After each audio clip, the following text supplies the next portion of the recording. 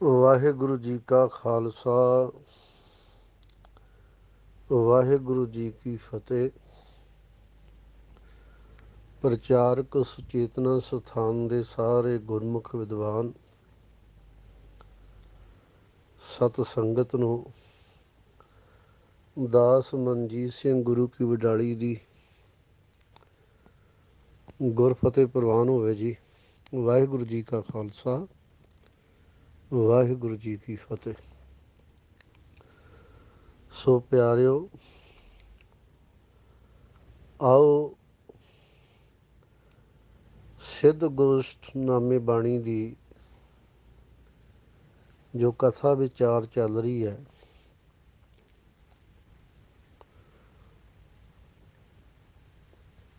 ਉਸ ਪਾਵਨ ਬਾਣੀ ਦੀ ਵਿਚਾਰ 7 ਪੌੜੀਆਂ ਤੱਕ ਹੋ ਚੁੱਕੀ ਹੈ, ਜਿਸ ਦੀ ਭੂਮਿਕਾ ਆਪ ਜੀ ਭਾਈ ਅਮਰੀਕ ਸਿੰਘ ਜੀ ਬੁਲਚ ਵਾਲਿਆਂ ਦੇ ਪਾਸੋਂ ਸਰਵਣ ਕਰ ਚੁੱਕੇ ਹੋ। ਸੋ ਆਓ ਮੈਂ ਪਹਿਲਾਂ ਅੱਜ ਦੇ 7ਵੇਂ ਸ਼ਬਦ ਦਾ ਸ਼ਲੋਕ ਦਾ ਉਚਾਰਨ ਕਰ ਲਵਾਂ, ਫਿਰ ਅੱਗੋਂ ਅਸੀਂ ਵਿਚਾਰ ਨੂੰ ਖੋਲਾਂਗੇ। ਧੰਨ ਧੰਨ ਸ੍ਰੀ ਗੁਰੂ ਨਾਨਕ ਸਾਹਿਬ ਸੱਚੇ ਪਾਤਸ਼ਾਹ ਮਹਾਰਾਜ ਦੀ ਇਹ 7ਵੀਂ ਪੌੜੀ ਹੈ। ਆਓ ਸਰਵਣ ਕਰੀਏ ਜੀ। ਹਾਟੀ ਬਾਟੀ ਨੀਂਦ ਨ ਆਵੈ, ਪਰ ਘਰ ਚਿਤ ਨਾ ਡੋਲਾਈ। ਬਿਨ ਨਾਮੈ ਮਨ ਟੇਕ ਨ ਟਿਕਾਈ, ਨਾਨਕ ਭੂਖ ਨ ਜਾਈ। ਹਾਟ ਪਟਣ ਘਰ ਗੁਰੂ ਦੇਖਾਇਆ, ਸਹਿਜੀ ਸਚ ਵਾਪਾਰੂ। ਖੰਡਤ ਨਿੰਦਰਾ ਅਲਪ ਆਹਾਰੰ, ਨਾਨਕ ਤਤ ਵਿਚਾਰੋ। ਪਰਮ ਸਨਮਾਨਯੋਗ ਗੁਰੂ ਰੂਪ ਸਮੂਹ ਸਾਧ ਸੰਗਤ ਜੀ, ਇਹ ਪਾਵਨ ਸ਼ਬਦ ਧੰਨ ਗੁਰੂ ਨਾਨਕ ਪਾਤਸ਼ਾਹ ਮਹਾਰਾਜ ਨੇ ਸਿੱਧ ਗੋਸ਼ਟ ਨਾਮੇ ਬਾਣੀ ਦੇ ਰਾਮਕਲੀ ਰਾਗ ਅੰਦਰ ਉਚਾਰਨ ਕੀਤੀ ਹੈ, ਤੇ 6ਵੇਂ ਸ਼ਲੋਕ ਦੇ ਵਿੱਚ ਲੋਹਾਰੀਪਾ ਨਾਮ ਦਾ ਜੋਗੀ, ਜਿਸ ਨੇ ਸਤਿਗੁਰੂ ਨਾਨਕ ਪਾਤਸ਼ਾਹ ਮਹਾਰਾਜ ਨੂੰ ਸਵਾਲ ਕੀਤਾ ਹੈ, ਤੇ ਉਹ ਪਹਿਲਾਂ ਆਪਣੇ ਯੋਗ ਦੀ ਵਡਿਆਈ ਕਰਦਾ ਹੈ ਕਿ ਅਸੀਂ ਦੁਨੀਆ ਦੇ ਝਮੇਲਿਆਂ ਵਿੱਚ ਨਹੀਂ ਪੈਂਦੇ। ਅਸਾਂ ਨੇ ਘਰ-ਬਾਰ ਛੱਡ ਰੱਖੇ ਨੇ, ਜੰਗਲਾਂ ਵਿੱਚ ਰਹਿੰਦੇ ਹਾਂ, ਰੁੱਖਾਂ ਦੇ ਹੇਠ ਗਾਜਰ ਮੂਲੀ ਖਾ ਕੇ ਗੁਜ਼ਾਰਾ ਕਰਦੇ ਹਾਂ, ਸਮਾਂ ਬਤੀਤ ਕਰਦੇ ਹਾਂ। ਤੀਰਥਾਂ 'ਤੇ ਇਸ਼ਨਾਨ ਕਰਕੇ ਬੜੇ ਪ੍ਰਸੰਨ ਆਨੰਦ ਰਹਿੰਦੇ ਹਾਂ। ਉਸ ਦਾ ਸਾਨੂੰ ਫਲ ਇਹ ਮਿਲਦਾ ਹੈ, ਜੀਵਨ ਵਿੱਚ ਸੁੱਖ ਆ ਜਾਂਦਾ, ਮਨ ਵਿੱਚ ਆਨੰਦ ਆ ਜਾਂਦਾ ਹੈ। ਤੇ ਸਾਡਾ ਮੰਨਣਾ ਹੈ ਕਿ ਇਸ ਢੰਗ ਦੇ ਨਾਲ ਜਿਹੜੀ ਯੋਗ ਦੀ ਯੁਗਤ ਹੈ, ਯੋਗ ਦੀ ਵਿਧੀ ਹੈ, ਜਾਂ ਯੋਗ ਨੂੰ ਜਿਉਣ ਦਾ ਢੰਗ ਹੈ, ਉਹ ਜੀਵਨ ਵਿੱਚ ਸੁੱਖ ਭਰ ਦਿੰਦਾ ਹੈ, ਜੀਵਨ ਨੂੰ ਆਨੰਦ ਨਾਲ ਭਰ ਦਿੰਦਾ ਹੈ। ਸਤਿਗੁਰੂ ਨਾਨਕ ਦੇਵ ਪਾਤਸ਼ਾਹ ਮਹਾਰਾਜ ਕਹਿੰਦੇ ਨੇ ਕਿ ਹਾਟੀ ਬਾਟੀ ਨੀਂਦ ਨਾ ਆਵੈ। ਸਾਹਿਬ ਕਹਿੰਦੇ ਨੇ ਹਾਟੀ ਦਾ ਮਤਲਬ ਹੈ ਹੱਟੀ। ਇਹ ਦੁਨੀਆ ਜਾਂ ਗ੍ਰਸਤ ਆਸ਼ਰਮ। ਬਾਟੀ ਦਾ ਭਾਵ ਹੈ ਬਾਟ, ਰਸਤਾ। ਮਹਾਰਾਜ ਨੇ ਕਥਨ ਕੀਤਾ ਕਿ ਅਸਲ ਵਿੱਚ ਜੋ ਗਿਆਨ ਦੀ ਵਿਚਾਰਧਾਰਾ ਹੈ, ਅਸਲ ਵਿੱਚ ਯੋਗੀ ਤਾਂ ਗਿਆਨ ਇਕੱਠਾ ਕਰਨ ਗਏ ਸਨ। ਜੀਵਨ ਦੀਆਂ ਜੁਗਤੀਆਂ ਨੂੰ ਯੋਗ ਰਾਹੀਂ ਲੱਭਣ ਵਾਸਤੇ, ਸਮਝਣ ਵਾਸਤੇ ਗਏ ਸਨ। ਪਰ ਯੋਗੀ ਨੇ ਅਸਲ ਗਿਆਨ ਦੀ ਵਿਚਾਰ ਨਾ ਸਮਝੀ। ਮਹਾਰਾਜ ਨੇ ਸਮਝਾਇਆ ਸੀ ਕਿ ਅਸਲ ਗਿਆਨ ਦੀ ਵਿਚਾਰ ਤਾਂ ਇਹ ਹੈ ਕਿ ਦੁਨੀਆ ਦੇ ਧੰਦਿਆਂ ਵਿੱਚ ਰਹਿੰਦਿਆਂ ਮਨੁੱਖ ਨੂੰ ਨੀਂਦ ਨਾ ਆਵੇ। ਨੀਂਦ ਦਾ ਮਤਲਬ ਹੈ ਜੜਤਾ, ਅਗਿਆਨਤਾ। ਨੀਂਦ ਦਾ ਮਤਲਬ ਹੈ ਅਵਿਦਿਆ। ਤਾਂ ਸਭ ਕਹਿੰਦੇ ਨੇ ਖਾਟੀ ਬਾਟੀ ਨੀਂਦ ਨਾ ਆਵੇ, ਪਰ ਘਰ ਚਿੱਤ ਨਾ ਡੁਲਾਈ। ਤਾਂ ਮਹਾਰਾਜ ਪਾਤਸ਼ਾਹ ਕਹਿੰਦੇ ਨੇ ਜਗਤ ਦੇ ਧੰਦਿਆਂ ਦੇ ਵਿੱਚ ਗਰਕ ਹੋ ਜਾਣਾ, ਗਵਾਚ ਜਾਣਾ, ਆਪਣਾ ਮਨੋਰਥ ਹੀ ਭੁੱਲ ਜਾਣਾ, ਜੜਤਾ ਵਿੱਚ ਸਮਾ ਜਾਣਾ, ਉਹਨੂੰ ਕਹਿੰਦੇ ਨੇ ਨੀਂਦ। ਤਾਂ ਸਾਹਿਬ ਮਹਾਰਾਜ ਕਹਿੰਦੇ ਜੋ ਹੇ ਜੋਗੀ, ਜੋ ਗੁਰਮਤਿ ਦਾ ਉਪਦੇਸ਼ ਹੈ ਉਹ ਤੇ ਕਮਾਉਣ ਦੇ ਨਾਲ, ਗਿਆਨ ਪ੍ਰਾਪਤ ਕਰਨ ਦੇ ਨਾਲ ਮਨੁੱਖ ਨੂੰ ਜੜਤਾ ਦੀ ਨੀਂਦ ਨਹੀਂ ਆਉਂਦੀ ਤੇ ਮਨ ਕਿਧਰੇ ਵੀ ਉੱਡਦਾ ਡੋਲਦਾ ਨਹੀਂ, ਭਾਵ ਕਿ ਆਪਣੇ ਮਨ ਨੂੰ ਡੋਲਣ ਹੀ ਨਹੀਂ ਦਿੰਦਾ। ਅਸਲ ਵਿੱਚ ਵਿਦਵਾਨ ਕਹਿੰਦੇ ਨੇ ਕਿ ਮਨੁੱਖ ਆਪਣੇ ਅਸਲੀ ਤੱਤ ਜਾਂ ਆਪੇ ਨੂੰ ਮਨ ਦੀ ਬਾਹਰਮੁਖੀ ਵਰਤੋਂ ਨਾਲ ਨਹੀਂ ਪਛਾਣ ਸਕਦਾ। ਮੇਰੇ ਕਹਿਣ ਦਾ ਮਕਸਦ ਕਿ ਯੋਗ ਦਾ ਮਨੋਰਥ ਕੀ ਹੈ, ਯੋਗ ਦੀ ਕਲਾ ਕਿਉਂ ਸਿੱਖਦੇ ਨੇ ਜੋਗੀ। ਤੋ ਮਨੁੱਖ ਦੇ ਸਾਹਮਣੇ ਇਹ ਸਵਾਲ ਹੈ ਕਿ ਮਨੁੱਖ ਆਪਣੇ ਅਸਲੀ ਤੱਤ ਨੂੰ ਜਾਂ ਆਪੇ ਦੇ ਮਨ ਦੀ ਆਪੇ ਨੂੰ ਮਨ ਦੀ ਬਾਹਰਮੁਖੀ ਵਰਤੋਂ ਨਾਲ ਜਾਂ ਕਾਰ ਵਿਹਾਰ ਨਾਲ ਨਹੀਂ ਪਹਿਚਾਣ ਸਕਦਾ। ਇਸ ਲਈ ਜੋ ਜੀਵਨ ਦਾ ਮੂਲ ਤੱਤ ਹੈ, ਤੱਤ ਦੇ ਪਛਾਣਨ ਦੇ ਵਾਸਤੇ ਮਾਨਸਿਕ ਕਿਰਿਆਵਾਂ ਨੂੰ ਦਬਾਉਣਾ ਪੈਂਦਾ ਹੈ ਜਾਂ ਸਾਧਣਾ ਪੈਂਦਾ ਹੈ, ਜਿਨ੍ਹਾਂ ਦੇ ਨਾਲ ਸਾਡਾ ਜਿਹੜਾ ਸਧਾਰਨ ਜੀਵਨ ਹੈ ਦੈਵੀ ਸੁਭਾਅ ਨੂੰ ਲੁਕੋ ਲੈਂਦਾ ਹੈ। ਭਾਵੇਂ ਸਾਡੇ ਹਰ ਇੱਕ ਵਿੱਚ ਵਿਆਪਕ ਪਰਮਾਤਮਾ ਦੀ ਅੰਸ਼ ਵਸਦੀ ਹੈ, ਪਰ ਸਾਨੂੰ ਇਸ ਦੀ ਚੇਤਨਤਾ ਨਹੀਂ ਹੁੰਦੀ। ਕਿਉਂ? ਕਿਉਂਕਿ ਚੇਤਨਤਾ ਹੋਰ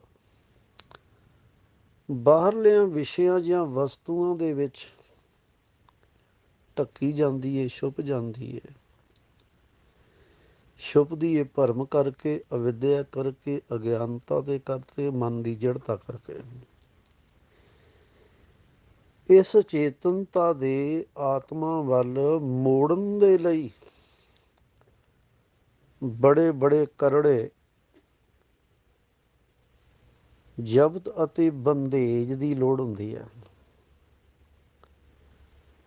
ਯੋਗ ਫਲਸਫਾ ਇਸ ਗੱਲੋਂ ਜਾਂ ਇਸ ਗੱਲ ਉੱਤੇ ਜ਼ੋਰ ਦਿੰਦਾ ਹੈ ਕਿ ਮਾਨਸਿਕ ਦਸ਼ਾ ਦਾ ਇਹ ਜ਼ਰੂਰੀ ਬੰਦੇਜ ਮਾਨਸਿਕ ਖੁਆਇਸ਼ਾਂ ਨੂੰ ਜਿੱਤਣ ਤੋਂ ਬਿਨਾਂ ਪ੍ਰਾਪਤ ਨਹੀਂ ਹੋ ਸਕਦਾ। ਇਸ ਵਾਸਤੇ ਮਨ ਦੀਆਂ ਉਹਨਾਂ ਖੁਆਇਸ਼ਾਂ ਨੂੰ ਮਸਲਣ ਦਾ, ਜਿੱਤਣ ਦਾ ਜੋ ਜੁਗਤੀ ਹੈ ਉਹਨੂੰ ਯੋਗ ਮਤ ਆਖਿਆ ਜਾਂਦਾ ਹੈ, ਯੋਗ ਵਿਧੀ ਆਖਿਆ ਜਾਂਦਾ ਹੈ। ਵੈਸੇ ਯੋਗ ਦੇ ਸੰਖੇਪ ਵਿੱਚ ਅਰਥ ਕਰਨੇ ਹੋਣ ਤੇ ਕਹਿ ਸਕਦੇ ਹਾਂ ਯੋਗ ਦਾ ਮਤਲਬ ਹੈ ਮਿਲਾਪ, ਯੋਗੀ ਦਾ ਮਤਲਬ ਮਿਲਿਆ ਹੋਇਆ, ਵਿਯੋਗ ਦਾ ਮਤਲਬ ਹੈ ਵਿਛੜਨਾ। ਤੋ ਯੋਗ ਮਤ ਦੇ ਵਿੱਚ ਜਿਸ ਤਰ੍ਹਾਂ ਗੁਰਮਤ ਦੇ ਵਿੱਚ ਕਾਮ, ਕ੍ਰੋਧ, ਲੋਭ, ਮੋਹ, ਅਹੰਕਾਰ ਪੰਜ ਵਿਸ਼ੇ ਤੇ ਪੰਜ ਹੀ ਵਾਸ਼ਨਾਵਾਂ ਮੰਨੀਆਂ ਜਾਂਦੀਆਂ ਨੇ, ਪੰਜ ਹੀ ਵਿਕਾਰ ਮੰਨੇ ਜਾਂਦੇ ਨੇ। ਇੰਝ ਹੀ ਯੋਗ ਮਤ ਦੇ ਵਿੱਚ 6 ਵਿਸ਼ੇ ਮੰਨੇ ਜਾਂਦੇ ਨੇ, ਜਿਨ੍ਹਾਂ ਨੂੰ ਉਹ 6 ਪਾਪ ਕਹਿੰਦੇ ਨੇ। ਅਵਿਦਿਆ, ਅਸੰਤਾ, ਰਾਗ, ਦਵੈਖ, ਅਭਿਨਵੇਸ਼। ਇਹ 6 ਤਰ੍ਹਾਂ ਦੇ ਪਾਪ ਯੋਗ ਮਤ ਵਿੱਚ ਮੰਨੇ ਜਾਂਦੇ ਨੇ। ਤੇ ਇਹਨਾਂ ਪਾਪਾਂ ਤੋਂ ਨਿਵਰਤੀ ਕਰਨ ਦੇ ਵਾਸਤੇ ਯੋਗ ਦਰਸ਼ਨ ਦੇ ਪਤੰਜਲੀ ਨੇ ਜੋ ਯੋਗ ਦਾ ਵਿਧਾਨ ਘੜਿਆ, ਉਹਦੇ 8 ਸਿਧਾਂਤ ਲਿਖੇ ਨੇ। ਯਮ, ਨਿਯਮ, ਆਸਨ, ਪ੍ਰਾਣਾਯਾਮ, ਪ੍ਰਤਿਹਾਰ, ਧਾਰਨਾ, ਧਿਆਨ ਅਤੇ ਸਮਾਧੀ। ਇਹਨਾਂ ਸਮਾਧੀਆਂ ਦੇ ਵਿੱਚ ਜਾਂ ਧਾਰਨਾ ਧਿਆਨ ਦੀਆਂ ਕਿਰਿਆਵਾਂ ਦੇ ਵਿੱਚ ਉਹਨਾਂ ਨੇ ਜੋਗੀਆਂ ਦੇ 6 ਖਟ ਕਰਮ ਕਰੰਤਾ ਸੀ ਰੋਜ਼ ਪੜ੍ਹਦੇ ਹੋ, 6 ਕਰਮ ਲਿਖੇ ਨੇ, ਜ਼ਰੂਰੀ ਨੇ, ਜਿਹੜੇ ਕਿ ਨੇਤੀ, ਧੋਤੀ, ਨਿਉਲੀ, ਵਸਤੀ, ਤਰਾਟਕ ਤੇ ਪਸਰਾ ਸਰੀਰ ਨੂੰ ਸਾਧਣ ਦੀਆਂ ਇਹ ਵੱਖ-ਵੱਖ ਕਿਰਿਆਵਾਂ ਨੇ। ਤੇ ਯੋਗੀ ਦਾ ਮੰਨਣਾ ਹੈ ਕਿ ਕਿਰਿਆਵਾਂ ਕਰਨ ਦੇ ਨਾਲ ਜਿਹੜੀ ਸੁਰਤੀ ਹੈ ਉਹ ਸਰੀਰ ਵਿੱਚ ਬਣੇ 6 ਚੱਕਰਾਂ ਨੂੰ ਵਿੰਨ ਕੇ ਭੇਦ ਕੇ ਤੇ 10ਵੇਂ ਦੁਆਰ ਦੇ ਵਿੱਚ ਆ ਕੇ ਟਿਕ ਜਾਂਦੀ ਹੈ। ਇਸ ਸੁਰਤੀ ਨੂੰ ਟਿਕਾਉਣ ਦਾ ਨਾਮ ਹੈ ਸਮਾਧੀ। ਤੋ ਇਹ ਸੰਖੇਪ ਦੇ ਵਿੱਚ ਸਮੂਚਲੀਆਂ ਯੋਗ ਦੀਆਂ ਜੋ ਕਿਰਿਆਵਾਂ ਨੇ ਉਹ ਬਿਆਨ ਕੀਤੀਆਂ ਨੇ, ਉਹ ਆਪ ਜੀ ਨਾਲ ਵਿਚਾਰ ਸਾਂਝੀ ਕੀਤੀ ਹੈ। ਤਾਂ ਸਤਿਗੁਰੂ ਨਾਨਕ ਪਾਤਸ਼ਾਹ ਮਹਾਰਾਜ ਕਹਿੰਦੇ ਨੇ, ਜੋਗੀ ਨੇ ਇਹ ਗੱਲ ਕਹੀ ਕਿ ਮਹਾਰਾਜ ਸਾਡੇ ਮਤ ਦੀ ਜਿਹੜੀ ਵਿਚਾਰਧਾਰਾ ਹੈ ਨਾ, ਤੁਸੀਂ ਇਹ ਗੱਲ ਕਹੀ ਹੈ ਕਿ ਗੁਰੂ ਦੀ ਰਾਹੀਂ ਸੰਸਾਰ ਸਮੁੰਦਰ ਤਰੀਦਾ ਹੈ। ਤੇ ਇਹ ਕਿਵੇਂ ਪਤਾ ਲੱਗੇ ਕਿ ਗੁਰੂ ਮਿਲ ਪਿਆ ਹੈ? ਮਹਾਰਾਜ ਸ਼੍ਰੀ ਗੁਰੂ ਨਾਨਕ ਪਾਤਸ਼ਾਹ ਜੀ ਕਹਿੰਦੇ ਨੇ ਕਿ ਜਦੋਂ ਗੁਰੂ ਦੇ ਸ਼ਬਦ ਨਾਲ ਜੁੜ ਕੇ ਚੰਚਲ ਮਨ ਚੰਚਲਤਾਈ ਛੱਡ ਦੇਵੇ, ਪਰਮਾਤਮਾ ਦਾ ਨਾਮ ਮਨੁੱਖ ਦੀ ਜ਼ਿੰਦਗੀ ਦਾ ਸਹਾਰਾ ਬਣ ਜਾਏ, ਤੇ ਸਮਝ ਲੈਣਾ ਗੁਰੂ ਮਿਲ ਪਿਆ ਹੈ। ਗੁਰੂ ਦੀ ਵਿਚਾਰਧਾਰਾ ਜਦੋਂ ਮਨ ਵਿੱਚ ਬੈਠ ਜਾਏ ਤੇ ਯਾਦ ਰੱਖਣਾ, ਫਿਰ ਗੁਰੂ ਦੀ ਰਹਿਮਤ ਜਿਹੜੀ ਉਹ ਵਰਤਦੀ ਹੈ। ਇਸ ਲਈ ਗੁਰੂ ਨਾਨਕ ਪਾਤਸ਼ਾਹ ਮਹਾਰਾਜ ਕਹਿੰਦੇ ਨੇ, ਹਾਟੀ ਬਾਟੀ ਨੀਂਦ ਨ ਆਵੈ, ਪਰ ਘਰ ਚਿਤ ਨ ਡੁਲਾਈ। ਭਾਵ ਹਾਟੀ ਦਾ ਮਤਲਬ ਹੈ ਹੱਟੀ। ਇਹ ਸੰਸਾਰ ਹੱਟੀ, ਗ੍ਰਸਤ ਆਸ਼ਰਮ। ਬਾਟੀ ਦਾ ਅਰਥ ਹੈ ਬਾਟ, ਰਸਤਾ, ਸੰਸਾਰੀ ਰਸਤਾ। ਕਹਿੰਦੇ ਹਾਟੀ ਬਾਟੀ ਨੀਂਦ ਨ ਆਵੈ, ਪਰ ਕਰ ਚਿਤ ਨਾ ਡੁਲਾਈ। ਇੰਜ ਇਸ ਢੰਗ ਦੇ ਨਾਲ ਕਹਿੰਦੇ ਨੇ ਕਿ ਮਹਾਰਾਜ ਪਾਤਸ਼ਾਹ ਨੇ ਉੱਤਰ ਦਿੱਤਾ ਕਿ ਅਸਲ ਜਿਹੜੀ ਗਿਆਨ ਦੀ ਰਮਜ ਹੈ ਕਿ ਦੁਨੀਆ ਦੇ ਕੰਮਾਂ ਕਾਰਾਂ ਦੇ ਵਿੱਚ ਰਹਿੰਦਿਆਂ ਮਨੁੱਖ ਨੂੰ ਅਵਿਦਿਆ ਦੀ ਨੀਂਦ ਨਾ ਆਵੇ, ਜੜਤਾ ਦੀ ਨੀਂਦ ਨਾ ਆਵੇ, ਤੇ ਧੰਦਿਆਂ ਦੇ ਵਿੱਚ ਗਰਕੀ ਨਾ ਹੋ ਜਾਵੇ, ਪਰਾਏ ਘਰ ਵਿੱਚ ਮਨ ਨੂੰ ਡੋਲਣ ਨਾ ਦੇਵੇ, ਭਟਕਣ ਨਾ ਦੇਵੇ। ਇਹ ਸਾਡੀ ਗੁਰਮਤਿ ਦੀ ਜੁਗਤੀ ਹੈ। ਬਿਨ ਨਾਮੈ ਮਨ ਟੇਕ ਨ ਟਿਕਾਈ, ਨਾਨਕ ਭੂਖ ਨ ਜਾਈ। ਸਾਹਿਬ ਕਹਿੰਦੇ ਨੇ, ਇਹ ਭਾਈ, ਗੁਰੂ ਦੇ ਸ਼ਬਦ ਤੋਂ ਬਿਨਾਂ ਮਨ ਵਿੱਚ ਨਾਮ ਨਹੀਂ ਟਿਕਦਾ, ਤੇ ਨਾਮ ਤੋਂ ਬਿਨਾਂ ਮਨ ਨਹੀਂ ਟਿਕਦਾ। ਤੇ ਜਦ ਤੱਕ ਮਨ ਨਹੀਂ ਟਿਕਦਾ, ਮਨੁੱਖ ਦੇ ਜੀਵਨ ਦੇ ਵਿੱਚ ਤ੍ਰਿਸ਼ਨਾਵਾਂ ਪ੍ਰਬਲ ਬਣੀਆਂ ਰਹਿੰਦੀਆਂ ਨੇ, ਪ੍ਰਬਲ ਹੋਈਆਂ ਰਹਿੰਦੀਆਂ ਨੇ, ਸੰਤੋਖ ਨਹੀਂ ਆਉਂਦਾ। ਤੇ ਅੰਦਰ ਦੀ ਜਿਹੜੀ ਮਨ ਦੀ ਬੜੀ ਵਾਸ਼ਨਾਵਾਂ ਦੀ ਭੁੱਖ ਹੈ, ਉਹ ਇਸ ਤਰ੍ਹਾਂ ਜਾਂਦੀ ਨਹੀਂ, ਮੁੱਕਦੀ ਨਹੀਂ, ਹਟਦੀ ਨਹੀਂ ਹੈ। ਇਸ ਵਾਸਤੇ ਭਾਵੇਂ ਤੂੰ ਘਰ ਬਾਹਰ ਤਿਆਗ ਦਿੱਤਾ, ਸਿੱਧਾ ਕਿ ਆਸਣ ਜੇ ਸਿੱਖੈ, ਇੰਦਰੀ ਵਸ ਕਰ ਕਮਾਹੇ। ਮਹਾਰਾਜ ਪਾਤਸ਼ਾਹ ਜੀ ਕਹਿੰਦੇ ਨੇ,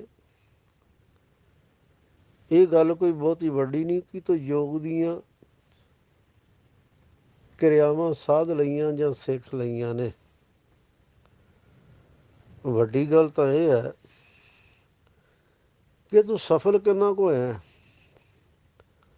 ਸਫਲਤਾਈ ਤੂੰ ਕੀ ਪ੍ਰਾਪਤ ਕੀਤੀ ਹੈ। ਸਾਹਿਬ ਕਹਿੰਦੇ ਜੇ ਸਫਲਤਾਈ ਨਹੀਂ ਤੇ ਯਾਦ ਰੱਖ, ਜੀਵਨ ਵਿੱਚ ਕੋਈ ਬਦਲਾਅ ਨਹੀਂ ਆਏਗਾ। ਸਿੱਧਾ ਕਿ ਆਸਣ ਜੇ ਸਿੱਖੈ, ਇੰਦਰੀ ਵਸ ਕਰ ਕਮਾਏ, ਮਨ ਕੀ ਮੈਲ ਨਾ ਉਤਰੇ, ਹੋਮੇ ਮੈਲ ਨਾ ਜਾਏ। ਮਨ ਵਿੱਚ ਹੰਗਤਾ, ਹੰਗਤਾ ਦੀ ਮੈਲ, ਪਾਪਾਂ ਦੀ ਮੈਲ ਇੰਝ ਹੀ ਬਰਕਰਾਰ ਰਹੇਗੀ, ਇੰਝ ਹੀ ਲੱਗੀ ਰਹਿੰਦੀ ਹੈ।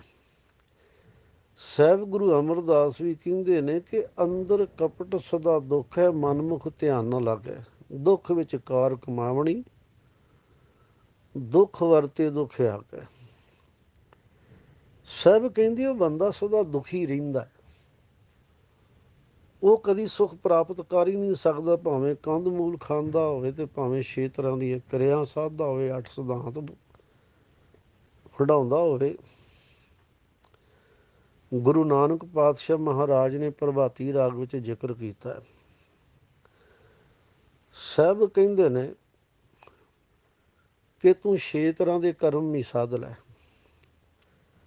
ਨਾੜੀਆਂ ਦੇ ਰਸਤੇ ਸਵਾਸ ਚੜਾਉਣੇ, ਟਿਕਾਉਣੇ ਤੇ ਛੱਡਣੇ ਵੀ ਸਿੱਖ ਲੈ। ਪਰ ਯਾਦ ਰੱਖ, ਜਿਹੜਾ ਆਤਮਿਕ ਜੀਵਨ ਹੈ, ਜਿਹੜਾ ਸਹਿਜ ਹੈ, ਉਹਦੀ ਸਮਝ ਤੈਨੂੰ ਇਸ ਤਰ੍ਹਾਂ ਨਹੀਂ ਪੈ ਸਕਦੀ, ਕਿਉਂਕਿ ਉਹਦੀ ਸੂਝ, ਉਹਦੀ ਸਮਝ, ਜੋ ਗਿਆਨ ਦਾ ਦਰਵਾਜ਼ਾ ਸਹਿਜ ਹੈ, ਉਹ ਦਰਵਾਜ਼ਾ ਤੇ ਸਤਿਗੁਰੂ ਹੈ। ਸਤਿਗੁਰੂ ਤੋਂ ਬਿਨਾਂ ਤੇਰਾ ਭਰਮ ਨਹੀਂ ਜਾਏਗਾ। ਜਦ ਤੱਕ ਭਰਮ ਨਹੀਂ ਜਾਂਦਾ, ਤੂੰ ਭੁੱਲਿਆ ਹੀ ਫਿਰੇਗਾ। ਨਿਵਲੀ ਕਰਮ ਭੁਯੰਗਮ ਪਾਠੀ, ਰੇਚ ਕਪੂਰਕ ਕੁੰਭ ਕਰੇ। ਬਿਨ ਸਤਿਗੁਰ ਕੁਛ ਸੋਝੀ ਨਾਹੀ, ਭਰਮੇ ਭੂਲਾ ਬੂੜ ਮਰੇ। ਅੰਧਾ ਭਰਿਆ ਭਰ ਭਰ ਧੋਵੇ, ਅੰਤਰ ਕੀ ਮਲ ਕਦੇ ਨਾ ਲਹੇ। ਨਾਮ ਬਿਨਾ ਫੋਕਟ ਸਭ ਕਰਮਾ, ਜਿਉ ਬਾਜੀਗਰ ਭਰਮ ਭੁੱਲੇ। ਮਹਾਰਾਜ ਪਾਤਸ਼ਾਹ ਜੀ ਕਹਿੰਦੇ ਨੇ, ਕਿਵੇਂ ਇੱਕ ਨਕਲੀ ਆ ਬਾਜੀਗਰ, ਖੇਲ ਦਿਖਾਉਣ ਵਾਲਾ, ਉਹ ਕੇਵਲ ਖੇਲ ਆਪਣੀ ਰੋਜੀ ਰੋਟੀ ਦੇ ਵਾਸਤੇ ਦਿਖਾਉਂਦਾ, ਤੇ ਜਦੋਂ ਮਨੁੱਖ ਧਰਮ ਦੀ ਰੋਜੀ ਰੋਟੀ ਹੀ ਬਣ ਕੇ ਰਹਿ ਜਾਏ, ਭਾਵ ਕਿ ਇੱਕ ਨਕਲੀਏ ਬਾਜੀਗਰ ਦੇ ਵਾਂਗ ਧਰਮ ਦੀਆਂ ਕਿਰਿਆ ਸਾਧੇ, ਫਿਰ ਉਹ ਆਪਣੇ ਅੰਦਰ ਕਦੇ ਵੀ ਦੇਖ ਨਹੀਂ ਸਕਣ, ਦੇਖਣ ਦੀ ਕਲਾ ਹੀ ਭੁੱਲ ਜਾਂਦਾ ਹੈ। ਸਾਹਿਬ ਕਹਿੰਦੇ ਫਿਰ ਅੰਨਾ ਕੀ ਹੈ, ਅੰਨਾ ਤੇ ਰੋ ਹੀ ਸਕਦਾ, ਪਛਤਾ ਹੀ ਸਕਦਾ ਬੁੱਕ ਭਰ ਭਰ ਕੇ, ਪਰ ਉਹ ਕਦੇ ਵੀ ਆਪਣੇ ਅੰਦਰ ਦੀ ਮੈਲ ਵੱਲ, ਪਾਪ ਵੱਲ ਧਿਆਨ ਹੀ ਨਹੀਂ ਦਿੰਦਾ। ਤਾਂ ਮਹਾਰਾਜ ਪਾਤਸ਼ਾਹ ਕਹਿੰਦੇ ਬਿਨ ਨਾਵੇਂ ਮਨ ਟੇਕ ਨਾ ਟਿਕੀ, ਨਾਨਕ ਭੁੱਖ ਨਾ ਜਾਈ। ਇਸ ਲਈ ਭਾਈ ਪ੍ਰਮਾਤਮਾ ਦੇ ਨਾਮ ਤੋਂ ਬਿਨਾਂ ਗਿਆਨ ਦਾ ਆਸਰਾ ਪ੍ਰਾਪਤ ਨਹੀਂ ਹੁੰਦਾ, ਜਾਂ ਗੁਰੂ ਰਹਿਮਤ ਨਹੀਂ ਕਰਦਾ। ਤੇ ਨਾਮ ਤੋਂ ਬਿਨਾਂ, ਸਹਿਜ ਤੋਂ ਬਿਨਾਂ, ਸੰਤੋਖ ਤੋਂ ਬਿਨਾਂ ਮਨੁੱਖ ਦੇ ਮਨ ਦੀ ਵਾਸ਼ਨਾ ਦੀ ਜਿਹੜੀ ਭੁੱਖ ਹੈ ਉਹ ਬਰਕਰਾਰ ਰਹਿੰਦੀ ਹੈ, ਬਣੀ ਰਹਿੰਦੀ ਹੈ। ਹਾਟ ਪਟਣ ਘਰ ਗੁਰੂ ਦਿਖਾਇਆ, ਸਹਿਜੀ ਸੱਚ ਵਪਾਰੋ। ਸਾਹਿਬ ਕਹਿੰਦੇ ਨੇ ਜਿਸ ਗੁਰਮੁਖ ਨੂੰ ਮੇਰੇ ਸਤਿਗੁਰੂ ਨੇ ਨਾਮ ਦੀ ਕਮਾਈ ਕਰਨ ਦਾ ਅਸਲ ਜਿਹੜਾ ਟਿਕਾਣਾ ਹੈ, ਸ਼ਹਿਰ ਹੈ, ਹਾਟ ਹੱਟੀ ਤੇ ਪੱਟਣ ਸ਼ਹਿਰ, ਘਰ ਸਰੀਰ, ਮੇਰੇ ਸਤਿਗੁਰੂ ਨੇ ਜਿਸ ਨੂੰ ਵਿਖਾਲ ਦਿੱਤਾ ਹੈ, ਦੱਸ ਦਿੱਤਾ ਹੈ, ਸਾਹਿਬ ਕਹਿੰਦੇ ਦੁਨੀਆ ਦੇ ਧੰਦਿਆਂ ਵਿੱਚ ਰਹਿੰਦਾ ਹੋਇਆ ਵੀ ਅਡੋਲ ਰਹਿੰਦਾ। ਨਾਮਾ ਕਹਿ ਤਲੋਚਨਾ, ਮੁਖ ਤੇ ਰਾਮ ਸੰਭਾਲ, ਹਾਥ ਪਾਉ ਕਰ ਕਾਮ ਸਭ, ਚੀਤ ਨਿਰੰਜਨ ਨਾਲ। ਤਾਂ ਸਾਹਿਬ ਕਹਿੰਦੇ ਸਹਿਜੇ ਸੱਚ ਵਪਾਰੋ, ਸਹਿਜ ਦੀ ਅਵਸਥਾ ਵਿੱਚ ਉਹ ਪ੍ਰਮਾਤਮਾ ਦੇ ਨਾਮ ਦਾ ਆਤਮਿਕ ਜੀਵਨ ਦੀ ਹੱਟੀ ਤੇ ਵਪਾਰੀ ਬਣ ਜਾਂਦਾ ਹੈ, ਸੱਚ ਦਾ ਖਰੀਦਦਾਰ ਬਣ ਜਾਂਦਾ ਹੈ। ਫਿਰ ਵਾਹਿਗੁਰੂ ਦੇ ਨਾਮ ਨੂੰ ਵਿਹਾਂਜਦਾ ਹੈ। ਖੰਡਤ ਨਿੰਦਰਾ ਅਲਪ ਆਹਾਰੰ, ਨਾਨਕ ਤਤ ਵਿਚਾਰੋ। ਸਾਹਿਬ ਕਹਿੰਦੇ ਨਾਨਕ ਜੀਵਨ ਦੇ ਮੂਲ ਤੱਤ ਦੀ ਵਿਚਾਰ ਦੱਸਦਾ ਹੈ ਕਿ ਭਾਈ ਉਸ ਮਨੁੱਖ ਦੀ ਨੀਂਦ ਤੇ ਭੁੱਖ ਉੱਡ ਜਾਂਦੀ ਹੈ। ਨੀਂਦ ਅਤੇ ਖੁਰਾਕ ਭੋਜਨ ਲੋੜ ਅਨੁਸਾਰ ਕੰਟਰੋਲ ਦੇ ਵਿੱਚ ਆ ਜਾਂਦੀ ਹੈ। ਉਸ ਦੀ ਨੀਂਦ ਇਹ ਨਹੀਂ ਕਿ ਖਾ ਕੇ ਸੁੱਤਾ ਹੀ ਰਵੇ। ਸਾਹਿਬ ਕਹਿੰਦੇ ਨੀਂਦ ਵੀ ਥੋੜ੍ਹੀ ਹੋ ਜਾ ਲੈਂਦਾ ਹੈ ਅਤੇ ਭੋਜਨ ਵੀ ਥੋੜ੍ਹਾ ਲੈਂਦਾ ਹੈ। ਫਿਰ ਉਹ ਭਾਵ ਕਿ ਦੁਨੀਆ ਦੇ ਸਵਾਦਾਂ ਦੇ ਵਿੱਚ, ਚਸਕਿਆਂ ਦੇ ਵਿੱਚ ਨਹੀਂ ਪੈਂਦਾ, ਉਹਦਾ ਜੀਵਨ ਧਨ ਹੋ ਜਾਂਦਾ ਹੈ। ਇਸ ਵਾਸਤੇ ਸਾਹਿਬ ਕਹਿੰਦੇ ਨੇ, ਮਹਾਰਾਜ ਕਹਿੰਦੇ ਨੇ ਕਿ ਇਹ ਜ਼ਰੂਰੀ ਹੈ ਕਿ ਜਿਹੜੀ ਮਾਨਸਿਕ ਦਸ਼ਾ ਦੇ ਬੰਧਨ ਨੇ ਉਹਨੂੰ ਕੱਟਣ ਵਾਸਤੇ, ਉਹਨੂੰ ਤੋੜਨ ਵਾਸਤੇ, ਉਹਨੂੰ ਜਿੱਤਣ ਦੇ ਵਾਸਤੇ ਜੋ ਯੋਗੀ ਯੋਗ ਦੀਆਂ ਵਿਧੀਆਂ ਗੁਰੂ ਨਾਨਕ ਪਾਤਸ਼ਾਹ ਦੇ ਸਾਹਮਣੇ ਲੈ ਕੇ ਆਏ ਸਨ, ਮਹਾਰਾਜ ਨੇ ਇੱਕ ਇੱਕ ਵਿਧੀ ਦਾ ਜਿਹੜਾ ਸੀ, ਜੋ ਖੰਡਨ ਸੀ, ਭਾਵ ਕਿ ਉਹ ਗਿਆਨ ਦੀ ਸਿੱਖਿਆ ਦੀ ਰਾਹੀਂ ਸਮਝਾਉਣਾ ਕੀਤਾ ਹੈ। ਇਸ ਲਈ ਸਾਹਿਬ ਮਹਾਰਾਜ ਪਾਤਸ਼ਾਹ ਨੂੰ ਫਿਰ ਜੋਗੀ ਕਹਿੰਦਾ ਕਿ ਮਹਾਰਾਜ ਇਹ ਤਾਂ ਗੱਲ ਠੀਕ ਹੈ, ਅਸੀਂ ਤੁਹਾਡੀ ਦਲੀਲ ਦੇ ਨਾਲ, ਤਰਕ ਦੇ ਨਾਲ ਬਿਲਕੁਲ ਸਹਿਮਤ ਹਾਂ। ਜੋ ਤੁਸੀਂ ਕਹਿੰਦੇ ਹੋ ਉਹ ਮਹਾਰਾਜ ਸੱਤ ਹੈ। ਇਸ ਵਾਸਤੇ ਸੱਚੇ ਪਾਤਸ਼ਾਹ ਸਾਡੇ ਯੋਗ ਦੀ ਵੀ ਬੜੀ ਮਹਾਨਤਾ ਹੈ, ਬੜੀ ਵਡਿਆਈ ਹੈ। ਤੁਸੀਂ ਇੱਕ ਵਾਰ ਯੋਗ ਦਾ ਭੇਖ ਲੈ ਕੇ ਤਾਂ ਦੇਖੋ। ਹੁਣ ਗੁਰੂ ਨਾਨਕ ਪਾਤਸ਼ਾਹ ਦੀ ਆਰਜਾ ਕੋਈ ਉਸ ਸਮੇਂ 32 ਕੁ ਸਾਲ ਦੀ ਹੋਏਗੀ ਜਦੋਂ ਮਹਾਰਾਜ ਨੇ ਦੂਜੀ ਉਦਾਸੀ ਕੀਤੀ ਹੈ। ਯੋਗੀਆਂ ਦੀ ਉਮਰੀਆਂ ਦੱਸੇ ਕਹਿੰਦੇ ਸੈਂਕੜੇ ਸਾਲਾਂ ਦੀਆਂ ਸਨ। ਤਾਂ ਮਹਾਰਾਜ ਨੂੰ ਜਿਹੜਾ ਯੋਗੀ ਨੇ ਅਗਲਾ ਬਚਨ ਕੀਤਾ ਜਾਂ ਸਵਾਲ ਕੀਤਾ, ਖੈਰ ਯੋਗੀਆਂ ਨੇ ਜਿਸ ਪ੍ਰੇਮ ਤੇ ਦਲੀਲ ਦਾ ਸਬੂਤ ਦਿੱਤਾ ਉਹ ਵੀ ਬੜਾ ਸਲਾਹੁਣਯੋਗ ਹੈ।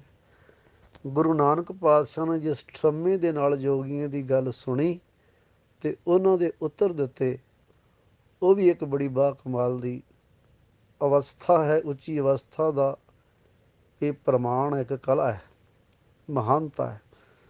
ਤਾਂ ਸਭ ਕਹਿੰਦੇ ਨੇ ਦਰਸ਼ਨ ਭੇ, ਸਾਹਿਬ ਨੂੰ ਕਹਿਣ ਲੱਗੇ ਦਰਸ਼ਨ ਭੇਖ ਕਰੋ ਜੋਗਿੰਦਰਾ, ਮੁੰਦਰਾ ਝੋਲੀ ਖਿੰਥਾ। ਜੋਗੀ ਕਹਿੰਦਾ ਇਹ ਸੱਚੇ ਪਾਤਸ਼ਾਹ, ਹੇ ਸੱਚੇ ਪਾਤਸ਼ਾਹ ਤੁਸੀਂ ਵੀ ਦਰਸ਼ਨ ਭੇਖ, ਯੋਗ ਜੇ ਦਰਸ਼ਨ ਦਾ ਜਿਹੜਾ ਭੇਖ ਹੈ, ਉਪਦੇਸ਼ ਹੈ, ਉਪਦੇਸ਼ ਲੈ ਲਓ। ਯੋਗਿੰਦਰਾ ਭਾਵ ਕਿ ਯੋਗ ਦਾ ਜਿਹੜਾ ਮੁਖੀ ਹੈ ਗੋਰਖ, ਤੁਸੀਂ ਵੀ ਉਹਦੇ ਚੇਲੇ ਬਣ ਜਾਓ। ਕੰਨਾਂ ਵਿੱਚ ਮੁੰਦਰਾਂ ਪਾ ਲਓ, ਗਲ ਵਿੱਚ ਕਫਨੀ ਪਾ ਲਓ ਅਤੇ ਮੋਢੇ 'ਤੇ ਝੋਲੀ ਪਾ ਲਓ, ਫਿਰ ਤੁਸੀਂ ਵੀ ਜੋਗੀ ਕਹਿਲਾਓਗੇ। ਬਾਹਰ ਅੰਤਰ ਏਕ ਸਰੇਵ, ਖਟ ਦਰਸ਼ਨ ਇੱਕ ਪੰਥਾ। ਇਸ ਵਾਸਤੇ ਸੱਚੇ ਪਾਤਸ਼ਾਹ ਜੀ ਜਿਹੜੇ ਖਟ ਭੇਖ ਨੇ, ਜੋਗੀਆਂ ਦੇ 6 ਭੇਖ ਨੇ, 6 ਭੇਖਾਂ ਵਿੱਚ ਇੱਕ ਜੋਗੀਆਂ ਦਾ ਬੜਾ ਮਸ਼ਹੂਰ ਪੰਥ ਹੈ। ਉਹ ਕਿਹੜਾ ਪੰਥ ਹੈ? ਆਈ ਪੰਥੀ ਸਗਲ ਜਮਾਤੀ। ਭਾਵ ਕਿ ਮਹਾਰਾਜ ਜਿਹੜਾ ਯੋਗ ਦੇ 12 ਪੰਥਾਂ ਦੇ ਵਿੱਚੋਂ, ਫਿਰਕਿਆਂ ਦੇ ਵਿੱਚੋਂ ਇੱਕ ਬਹੁਤ ਹੀ ਨਾਮੀ ਅਤੇ ਉੱਚਾ ਪੰਥ ਹੈ, ਉਹ ਆਈ ਪੰਥ। ਖਟ ਦਰਸ਼ਨ ਇੱਕ ਪੰਥਾ, ਖਟ 12 ਫਿਰਕਿਆਂ ਜੋਗੀਆਂ ਦੇ ਵਿੱਚ ਇੱਕ ਪੰਥ ਹੈ, ਆਈ ਪੰਥ। ਤੁਸੀਂ ਵੀ ਧਾਰਨ ਕਰ ਲਓ, ਤੁਸੀਂ ਵੀ ਜੋਗੀ ਬਣ ਜਾਓ।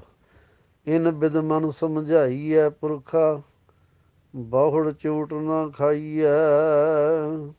ਜੋਗੀ ਆਖਣ ਲੱਗਿਆ ਕਿ ਹੇ ਧੰਨ ਗੁਰੂ ਨਾਨਕ ਸੱਚੇ ਪਾਤਸ਼ਾਹ ਜੀ, ਹੇ ਬਾਲੇ, ਹੇ ਪੁਰਖਾ, ਇਸ ਢੰਗ ਦੇ ਨਾਲ, ਇਸ ਤਰੀਕੇ ਦੇ ਨਾਲ ਮਨ ਨੂੰ ਸਮਝਾਇਆ ਜਾ ਸਕਦਾ ਹੈ, ਅਕਲ ਦਿੱਤੀ ਜਾ ਸਕਦੀ ਹੈ, ਗਿਆਨ ਪ੍ਰਾਪਤ ਕੀਤਾ ਜਾ ਸਕਦਾ ਹੈ। ਜੇ ਇੱਕ ਵਾਰ ਮਨ ਸਮਝ ਜਾਏ ਤੇ ਫਿਰ ਕਦੇ ਵੀ ਮਨੁੱਖ ਪਾਪਾਂ ਦੀਆਂ, ਵਿਕਾਰਾਂ ਦੀਆਂ, ਅਵਿਦਿਆ ਅਸਮਤਾ ਦੀਆਂ ਸੱਟਾਂ ਨਹੀਂ ਖਾਂਦਾ, ਫਿਰ ਉਹ ਮੁਕਤ ਹੋ ਜਾਂਦਾ ਹੈ।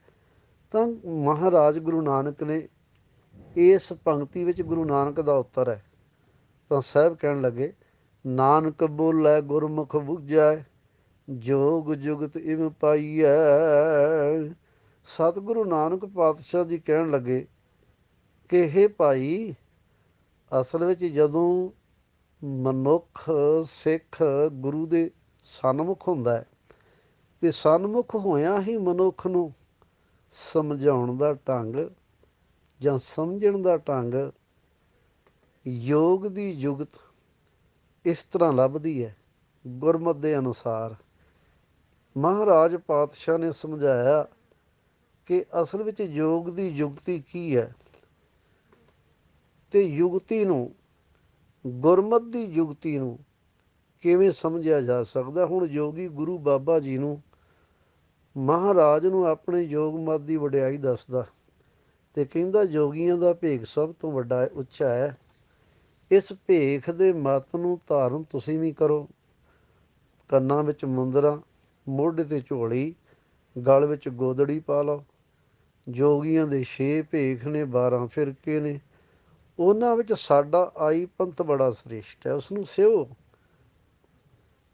ਇਸ ਤਰੀਕੇ ਨਾਲ ਇਹ ਪੁਰਖਾ ਮਨ ਨੂੰ ਸਮਝਾਉਣਾ ਚਾਹੀਦਾ, ਜੋਗੀ ਨੇ ਆਖਿਆ, ਅਤੇ ਮੁੜ ਕੇ ਫਿਰ ਉਹ ਜੀਵ ਮਾਇਆ ਦੀਆਂ ਸੱਟਾਂ ਨਹੀਂ ਖਾਂਦਾ। ਗੁਰੂ ਨਾਨਕ ਪਾਤਸ਼ਾਹ ਮਹਾਰਾਜ ਕਹਿੰਦੇ ਨੇ ਜੋ ਬਚਨ ਬੋਲਿਆ ਉਸ ਨੂੰ ਕੋਈ ਗੁਰਮੁਖ ਸਮਝਦਾ ਹੈ। ਮਹਾਰਾਜ ਕਹਿੰਦੇ ਨੇ ਗਿਆਨ ਨੂੰ ਕੋਈ ਗੁਰਮੁਖ ਜਾਣਦਾ, ਗੁਰਮੁਖ ਸਮਝਦਾ, ਅਤੇ ਉਸਨੂੰ ਪਤਾ ਲੱਗ ਜਾਂਦਾ ਹੈ ਕਿ ਮਿਲਾਪ ਦੀ ਜਿਹੜੀ ਯੁਗਤੀ ਹੈ, ਭਾਵ ਕਿ ਯੋਗ ਦੀ ਜਿਹੜੀ ਯੁਗਤੀ ਹੈ, ਉਹ ਇਸ ਤਰ੍ਹਾਂ ਪਾਈਦੀ ਹੈ। ਇਸ ਢੰਗ ਦੇ ਨਾਲ ਵਾਹਿਗੁਰੂ ਦੇ ਸ਼ਰਨ ਦੇ ਵਿੱਚ ਪੈ ਕਰਕੇ ਹੀ ਉਹ ਯੁਗਤੀ ਪ੍ਰਾਪਤ ਹੁੰਦੀ ਹੈ, ਯੁਗਤੀ ਲੱਭ ਲਈਦੀ ਹੈ।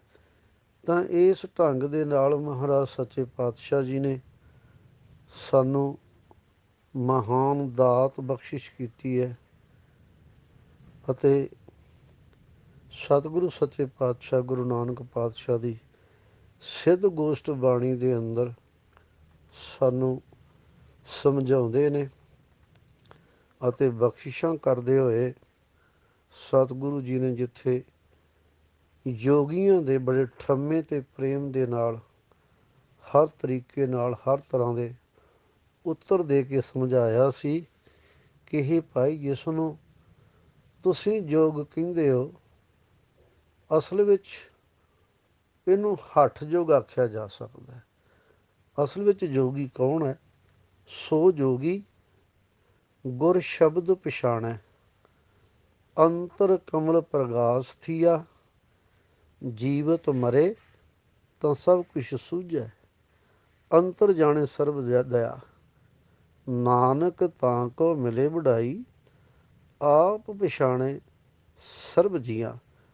ਮਹਾਰਾਜ ਪਾਤਸ਼ਾਹ ਨੂੰ ਜਦੋਂ ਜੋਗੀਆਂ ਨੇ ਆਖਿਆ ਕਿ ਮਹਾਰਾਜ ਤੁਸੀਂ ਵੀ ਕੰਨਾਂ ਵਿੱਚ ਮੁੰਦਰਾਂ ਪਾਓ, ਗਲ ਵਿੱਚ ਗੋਦੜੀ ਪਾਓ ਅਤੇ ਸੱਚੇ ਪਾਤਸ਼ਾਹ ਮੋਢੇ ਉੱਤੇ ਝੋਲੀ ਪਾਓ, ਫਿਰ ਤੁਸੀਂ ਜੋਗੀ ਆਖੋਗੇ।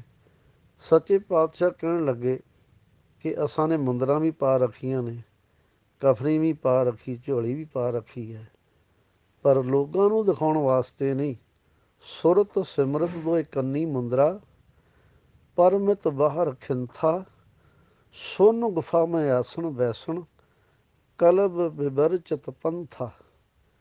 ਮੇਰੇ ਰਾਜਨ, ਮੈਂ ਬੈਰਾਗੀ ਜੋਗੀ, ਮਰਤ ਨਾ ਸੋਗ ਵਿਯੋਗੀ।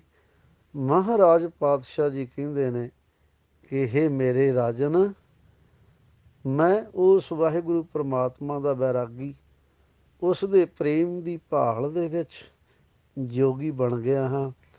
ਇਸ ਵਾਸਤੇ ਮੇਰੀ ਸੁਰਤੀ, ਮੇਰੀ ਸਿਮਰਤੀ ਦੇ ਕੰਨਾਂ ਦੇ ਵਿੱਚ ਜਿਹੜੀਆਂ ਮੁੰਦਰਾਂ ਨੇ, ਸੁਰਤ ਸਿਮਰਤ ਦੋਏ ਕੰਨੀ ਮੁੰਦਰਾਂ। ਸੁਰਤ ਦਾ ਅਰਥ ਹੈ ਸੁਣਨਾ, ਸਿਮਰਤ ਦਾ ਅਰਥ ਹੈ ਜ਼ਬਾਨ ਦੇ ਨਾਲ ਜਪਿਆ ਹੋਇਆ। ਇਹ ਦੋਵੇਂ ਮੇਰੇ ਕੋਲ ਮੁੰਦਰਾਂ ਨੇ। ਇਸ ਵਾਸਤੇ ਪਰਮਤ ਬਾਹਰ ਖਿੰਥਾ, ਭਾਵ ਕਿ ਵਾਹਿਗੁਰੂ ਪਰਮਾਤਮਾ ਦੇ ਪ੍ਰੇਮ ਦੀ ਵਿਭੂਤੀ ਮੈਂ ਆਪਣੀ ਖਿੰਥਾ ਬਣਾ ਲਈ ਹੈ। ਇਸ ਵਾਸਤੇ ਜਿਹੜੀ ਅਫੁਰ ਅਵਸਥਾ ਹੈ ਮਨ ਦੀ, ਉਹਦੇ ਵਿੱਚ ਆਪਣੀ ਸੁਰਤੀ ਨੂੰ ਟਿਕਾ ਕੇ ਤੇ ਮੈਂ ਮਨ ਦੇ ਸਹਿਜ ਨੂੰ ਆਸਣ ਬਣਾ ਲਿਆ ਹੈ। ਤੇ ਜਿਹੜੇ ਕਲਪ ਵਿਵਰਜਿਤ ਪੰਥਾ, ਭਾਵ ਕਿ ਜਿਹੜੇ ਕਲਪਨਾ ਦੇ ਰਸਤੇ ਤੁਸੀਂ ਬਣਾ ਰੱਖੇ ਨੇ, ਇਹਨਾਂ ਦਾ ਮੈਂ ਤਿਆਗ ਕਰ ਦਿੱਤਾ ਹੈ। ਸਤਿਗੁਰੂ ਨਾਨਕ ਸੱਚੇ ਪਾਤਸ਼ਾਹ ਮਹਾਰਾਜ ਨੇ ਸਿੱਧਾਂ ਦੇ ਕ੍ਰਮਵਾਰ ਬੜੇ ਹੀ ਪ੍ਰੇਮ ਤੇ ਠਰੰਮੇ ਦੇ ਵਿੱਚ ਇਹ ਵਾਰਤਾਲਾਪ ਹੋਈ ਹੈ। ਸੋ ਮਹਾਰਾਜ ਨੇ ਉੱਤਰ ਦਿੱਤੇ ਨੇ। ਸੋ ਆਓ ਇਸ ਤੋਂ ਅੱਗੇ ਭਾਈ ਸਾਹਿਬ ਜੀ, ਭਾਈ ਗੁਰਵਿੰਦਰ ਸਿੰਘ ਜੀ ਜਿਵੇਂ ਹੁਕਮ ਕਰਨਗੇ, ਅਸੀਂ ਆਪ ਜੀ ਦੀ ਸੇਵਾ ਦੇ ਵਿੱਚ ਹਾਜ਼ਰ ਹੋਵਾਂਗੇ। ਸਤਿਗੁਰੂ ਰਹਿਮਤ ਕਰਨ। ਭੁੱਲਾਂ ਚੁੱਕਾਂ ਦੀ ਖਿਮਾ। ਸਾਰੀ ਸੰਗਤ ਦਾ ਬਹੁਤ ਬਹੁਤ ਧੰਨਵਾਦ। ਦਾਸ ਮਨਜੀਤ ਸਿੰਘ ਗੁਰੂ ਕੀ ਵਡਾਲੀ UK ਤੇ ਇਸ ਵੇਲੇ ਦਾਸ ਦੁਬਈ ਦੇ ਵਿੱਚ ਸੇਵਾ ਨਿਭਾ ਰਿਹਾ ਹੈ। ਵਾਹਿਗੁਰੂ ਜੀ ਕਾ ਖਾਲਸਾ, ਵਾਹਿਗੁਰੂ ਜੀ ਕੀ ਫਤਿਹ।